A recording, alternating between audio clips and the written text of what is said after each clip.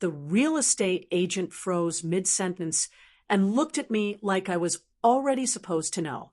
"I'm sorry," she said quietly, lowering her voice, "but you're not listed as the owner anymore." My name was completely gone from the deed. And behind her reflection in the glass, my husband stood there, calm, smiling, victorious. "My name is Natalie Brooks, and that house was never just property to me. It was proof. Proof that I could survive on my own. Proof that long nights, cheap meals, and relentless work had meant something. I bought that house at 26, years before marriage, years before shared finances and shared futures. I still remember the silence the first night I slept there.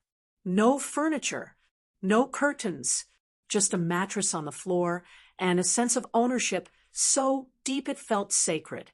When I married Ethan, he moved into my home. He admired it constantly, too constantly, now that I think about it. He'd run his hands along the walls and joke, "You really did well for yourself." I thought it was pride. It was an inventory. The shift happened slowly, quiet enough that I almost missed it. Ethan lost his job, and with it, his patience.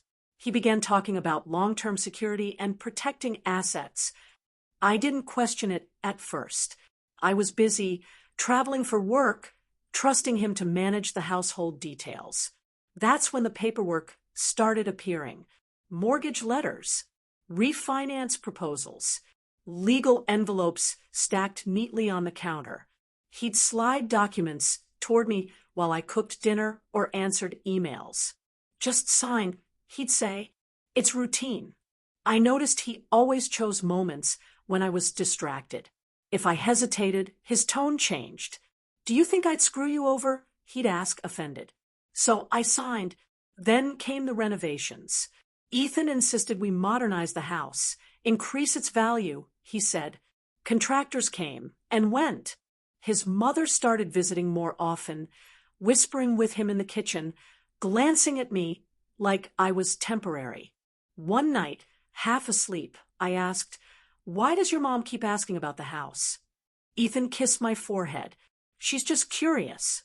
But curiosity doesn't come with legal advice. The truth didn't explode.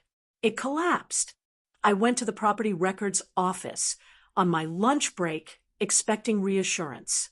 I told myself I was being paranoid. The clerk typed slowly, then stopped. "That's odd," she murmured. My chest tightened. She turned the screen toward me. Ownership, Ethan Brooks. Secondary owner, Margaret Brooks. My name was nowhere. It felt like the room tilted. My ears rang. I asked her to refresh it 3 times, as if my name would magically reappear. It didn't. I drove home in silence, gripping the steering wheel so hard my hands hurt. When Ethan walked in that evening, I laid the papers on the table between us. "You stole my house," I said. He didn't deny it. "You signed the documents," he replied calmly. "Legally, it's ours now." "Ours," I whispered. "You added your mother." He shrugged. "She helped with the renovations." That was the moment I realized this wasn't a mistake. It was a plan. Everything unraveled after that. Ethan became cold, methodical. He explained things to me like I was stupid. "You still live here," he said. "Nothing's changed." But everything had changed. His mother started calling the house hers. She criticized how I cleaned, how I decorated, how I spoke. "You should be grateful," she snapped once. "Most women don't own anything." Friends told me I was overreacting. "Marriage means sharing," they said, "but sharing requires consent." I started digging. Late nights, bank statements, email chains, old refinance records. I discovered forged initials, altered timestamps, and documents signed under false pretenses. When I confronted Ethan again, he gaslit me. "You agreed to all of it," he said. "You're just embarrassed you didn't read." That night, I packed a bag. I slept in my car outside my own house, watching lights turn on and off inside like I was already erased. The days after I discovered the theft blurred together. I stayed busy on purpose. Stillness was dangerous. It let the truth breathe. Every room in the house felt hostile now, like it was watching me, waiting to see how much I would tolerate. Ethan started acting comfortable. He stopped asking where I was going, stopped pretending we were partners. He'd sit at the kitchen table scrolling through his phone while I stood there, invisible in my own home. One night, I overheard him on the phone with his mother. "She'll calm down," he said casually.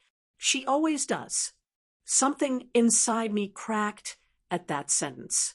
I realized this wasn't just about property. It was about erasure. They didn't just want the house. They wanted me quiet, small, grateful for whatever scraps of security they decided I deserved. I tried to reason with Ethan one last time. "If you fix this," I said, voice trembling, "we can still talk." He looked at me like I was naive.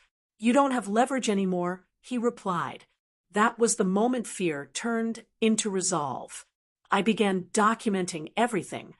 I photographed documents, recorded conversations, saved voicemails where his tone slipped and the truth leaked out. I slept with my laptop beside me like a weapon. Every time his mother came over, she made a point to rearrange something: furniture, kitchen drawers, my things, marking territory. "You should move some of your clothes," she said once, "just in case." I smiled politely while my stomach twisted. That night, I didn't cry. I opened a new folder on my computer and labeled it evidence. And for the first time since this nightmare began, I felt something close to power. I stopped being emotional. I became precise. I hired a property fraud attorney who listened without interrupting. A forensic accountant traced the manipulation. Every signature, every notarized deception, every step designed to remove me quietly. The case was devastating. When Ethan was served court papers, he finally panicked. "You're going to ruin my life," he said, pacing. I didn't raise my voice. "You ruined mine first." Court proceedings were brutal. Ethan's mother cried on the stand. Ethan claimed ignorance. But documents don't lie. The judge ruled decisively. Ownership reversed. Fraud confirmed. The house was legally mine again. Ethan lost his claim. And his marriage. I returned to the house alone. It felt hollow at first, like surviving a fire. But slowly I reclaimed it. I repainted every room, removed furniture he'd chosen, replaced locks. Some nights, the anger still lingers, but so does peace. I didn't just get my house back. I got my voice. I learned that trust without boundaries is an invitation to be erased. My name is Natalie Brooks, and this is what property betrayal taught me. If someone can steal your foundation, they were never building with you. Some endings aren't losses. They're liberation. Tell me, what would you have done? And that's how everything unfolded. If you've made it this far, I'd love to hear your thoughts. Drop a comment below. We truly read every single one of them. Don't forget to like, share, and subscribe to the REDDIT Diaries to support the channel and help us reach our goal of 1,000 subscribers. Your support means the world to us.